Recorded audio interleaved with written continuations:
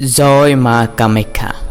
হয় বন্ধু বান্ধৱীসকল, 2026 চনৰ হয় অম্বুবাচী মেলা কেতিয়া পৰিছে, সম্পূৰ্ণ সময়সূচী, অম্বুবাচী চলি থকা সময়ত কি কি কৰিব কি কি নকৰিব। আহাৰ মাহৰ 7 তাৰিখৰ পৰা আৰম্ভ হয় এই অম্বুবাচী মেলা। সূৰ্য যেতিয়া এই মিথুন ৰাশিত প্ৰৱেশ কৰে তেতিয়াই এই অম্বুবাচী আৰম্ভ হয়।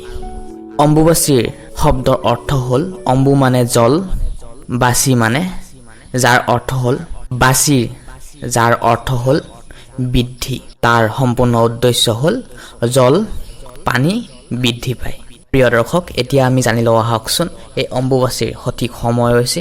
হয়, অম্বুবাচী মেলা আৰম্ভণি হ'বলৈ গৈ আছে 2026 চনৰ 22 জুন, বাৰ হৈছে সোমবাৰ, অসমীয়া মাহৰ 7 আহাৰ 1433 ৰাতি 9:30 অম্বুবাচী সমাপ্ত হ'ব 26 জুন শুক্ৰবাৰ 11 আহিন 1433 খ্ৰীষ্টাব্দত 9:33 সমাপ্ত হ'ব। অম্বুবাচী চলি থকা সময়ত শাস্ত্ৰৰ মতে যিকোনো নিত্য বাধা নাথাকে, কিন্তু কাম কৰ্মত বাধা থাকে। হয়, অম্বুবাচী চলি থকা সময়ত 3 দিন এই অম্বুবাচী হয়। চতুৰ্থ দিনত আমি স্নান দান কৰি ঘৰ পৰিষ্কাৰ পৰিচ্ছন্নতা কৰি মন্দিৰৰ দুৱাৰ খুলিব লাগে।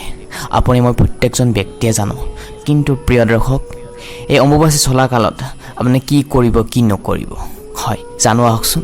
তাৰ আগতে ভিডিঅ'টো ভাল লাগিলে লাইক কৰাৰ লগতে চেনেলটি ছাবস্ক্ৰাইব কৰি থ'বলৈ একেবাৰে নাপাহৰিব। হয়, অম্বুবাচী চলি থকা সময়ত গাখীৰ আৰু আম খালে এই গৰমৰ ছিজনত আপোনাৰ কাৰণে শক্তিত শৰীৰ ভাল থাকে। অম্বুবাচী চলি থকা সময়ত মন্দিৰৰ দুৱাৰ বন্ধ থাকিলেও ধূপ গুৰু মন্ত্ৰ জপ কৰিব পাৰিব। অম্বুবাচী চলি থকা সময়ত গুৰু পূজা কৰাৰ কোনো ধৰণৰ বাধা নাই।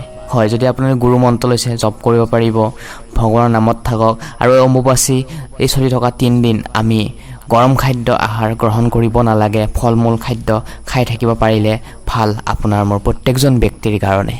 এই অম্বুবাচী চলি থকা সময়ত এই 3 দিন আপোনাৰ ঘৰত যদি তুলসী গছ আছে তেনেহ'লে এইটো কাম কৰিবলৈ একেবাৰে নাপাহৰি। অম্বুবাচী চলি থকা সেই 3 দিনৰ ভিতৰতে তুলসী গছৰ তলটো গুৰিটো অলপ ওখ কৰি ৰাখিব, মাটিৰে অলপ ওখ কৰি ল'ব। আৰু যদি আপোনালোকৰ তুলসী গছৰ আপোনাৰ মণ্ডপ বনাই থৈ দিছে তেনেহ'লেতো বিৰাটেই ভাল।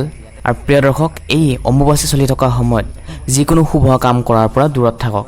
গাড়ী ঘৰ দুৱাৰ লোৱা, মোবাইল কিনা, লগতে খেতি পথাৰত নামা, হাল বোৱা, কৃষি খণ্ডৰ লগত জড়িত যিকোনো কামৰ পৰা দূৰত থাকিব। অম্বুবাচী চলি থকা সময়ত কোনো দূৰত লং ট্ৰেভেলত নাযাব, ওচৰতে থাকিব। আৰু পাৰিলে জমি মাটি বাৰী কোনো ধৰণৰ কিনা বেচা নকৰিব। ধন্যবাদ। ভিডিঅ'টো ভাল লাগিলে লাইক কৰাৰ লগতে চেনেলটি ছাবস্ক্ৰাইব কৰি থ'বলৈ একেবাৰে নাপাহৰিব। ধন্যবাদ।